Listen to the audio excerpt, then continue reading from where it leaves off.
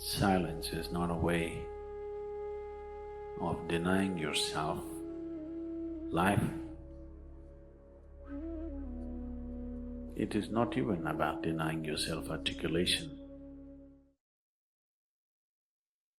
Silence is about moving from compulsiveness to consciousness. All sounds represent different forms and different dimensions of compulsiveness. When one chooses to become conscious, not be entangled in the compulsive nature of the existence, he naturally chooses to become silent. Because sound is of the surface, silence is of the core. It is only the surface which makes the sound. See, now the water is hitting the surface and making the sound. Deep down, there is no sound. That is so with life.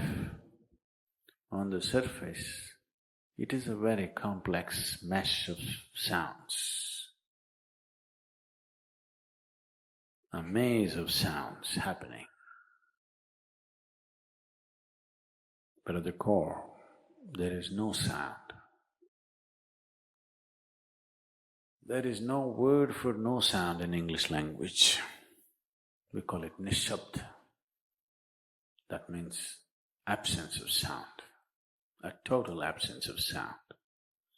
Absence of sound means absence of reverberation.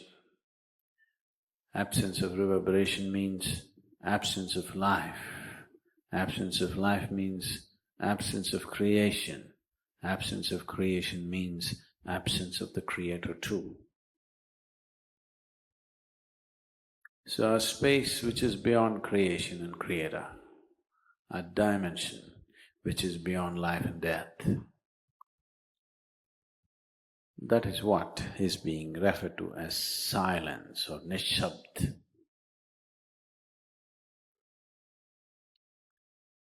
One cannot do this.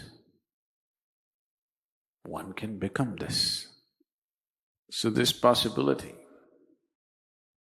of coming to silence or becoming silent also means to become still, to become utterly still.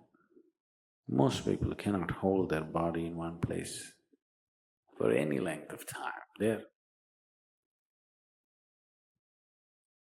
all the time in moment.